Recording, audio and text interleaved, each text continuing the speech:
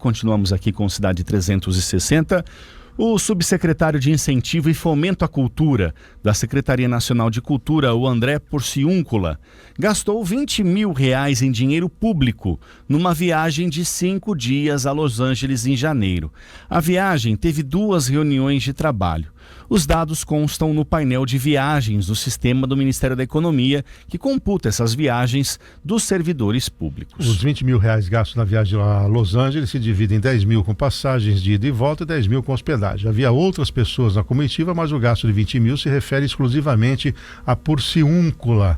Porciúnculas é braço direito do secretário nacional de Cultura, o Mário Frias.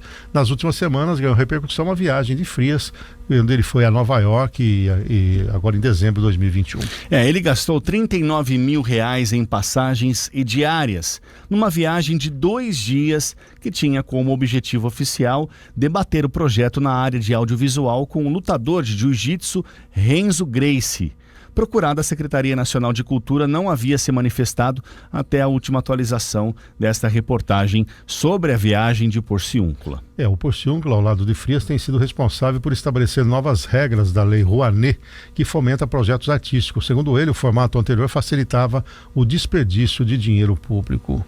A oposição quer que Frias explique no Senado os gastos de viagem. O Ministério Público, junto ao TCU, Tribunal de Contas da União, defende uma investigação deste gasto. Seria cômico se não fosse trágico, né? Nós estamos falando aqui de 39 mil mais 20 mil. Lá no Supremo tem caviar, vinho de marca internacional. Lá no Senado corre a solta direita. Eu não quero dizer que um gasto justifica o outro, mas está na cara que é uma perseguição em relação ao Frias, porque ele está mexendo com uma elite cultural do Brasil. A Lei Rouanet, ela favorecia esses grandes empreendimentos, os grandes espetáculos, né? Gente que nem precisava da Lei Rouanet. E o Frias vem estabelecendo limites nisso, tentando trabalhar a Lei Rouanet para atividades populares. Claro que tem uma lupa em cima dele. E aí vai o alerta para o Frias, né? Não dá margem, né? Ou não dê margem. Em dezembro viajou, gastou 39 mil, vai ter que explicar. Agora o assessor viajou 20 mil, vai ter que explicar. Agora, 20 mil, 39 mil, diante do desperdício. Só o fundo eleitoral são 5 bilhões de reais. Imagina como é que vai ser gasto isso nos partidos políticos. Infelizmente, aquela história de 2 pesos e 2 medidas. Mas como eu entendo que um erro não justifica o outro, melhor a investigação do pequeno para chegar no grande. Agora, que há uma farra do boi com o dinheiro público, não há dúvida, e que muita gente faz vista grossa, também não há dúvida. Muito bem, 6 horas mais 17 minutos, 6h17, continuamos aqui com Cidade 360.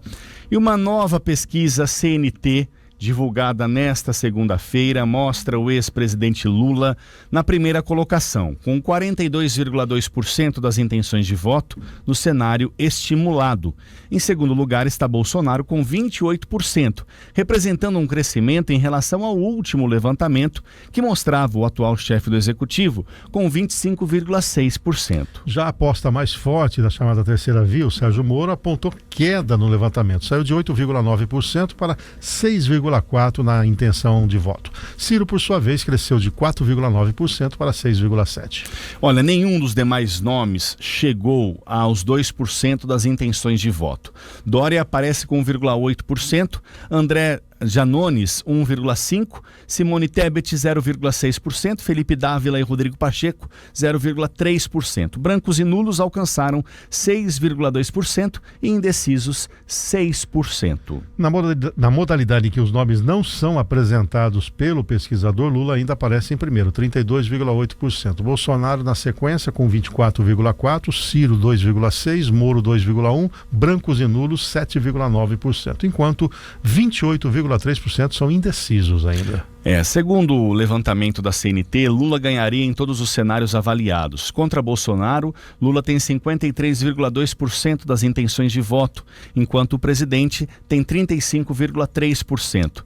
Bolsonaro também perderia um eventual segundo turno contra Ciro Gomes, 41,9% a 37,9%. O atual mandatário ganharia apenas de Moro, segundo a pesquisa. Nesse cenário, Bolsonaro aparece com 35,6% das intenções de voto, contra 34% do ex-ministro. A edição de número 151 da pesquisa da CNT de opinião foi realizada de 16 a 19 de fevereiro. Foram entrevistados 2.002 pessoas. A margem de erro é de 2,2 para mais ou para menos. Aqui a questão da induzida, que eles chamam, né, que é aquela que você dá os nomes, ela não representa a realidade, na verdade é espontânea, né, porque é o que está no imaginário da pessoa. Você não vai ser perguntado no dia do seu voto lá em quem que você vai votar, você tem que sair de casa já com esse nome. Então a espontânea é que fala mais alto e a diferença é um pouco menor. Mas como a gente tem insistido aqui, não obstante o questionamento da metodologia, as pesquisas são retratos e aí é uma questão de verificar tendências. A tendência é, à medida, parafraseando aqui o Ronaldo Posto, à medida que o Lula fala mais, ele perde votos. À medida que Bolsonaro fala menos, ele ganha votos. O Moro se estabilizou, né, está estancado aqui e, evidentemente, que nós temos muita coisa para acontecer no decorrer de todo o processo. Isso aqui é simplesmente um indicativo para os marqueteiros de plantão. Fora isso, não serve absolutamente para nada. Muito bem, 6 horas mais 20 minutos, 6h20. E um relatório do Programa das Nações Unidas para o Desenvolvimento, um braço institucional da ONU, mostra um cenário de endividamento preocupante no Brasil, hein, Cafil? O estudo mostra que 7 em cada 10 famílias brasileiras se endividaram durante a pandemia, sendo que 43,2% destes núcleos familiares não devem conseguir honrar os compromissos financeiros. Como desfecho desse cenário, a economia do Brasil vai presenciar variados desafios econômicos e sociais, uma vez que muitas dessas pessoas poderão enfrentar dificuldades para se inserir ou permanecer no mercado consumidor. A conclusão do relatório foi divulgado nesta segunda-feira. O estudo sugere ainda a atuação urgente e efetiva do poder público na tentativa de recolocar esses consumidores no mercado de trabalho como forma de quitar as dívidas contraídas.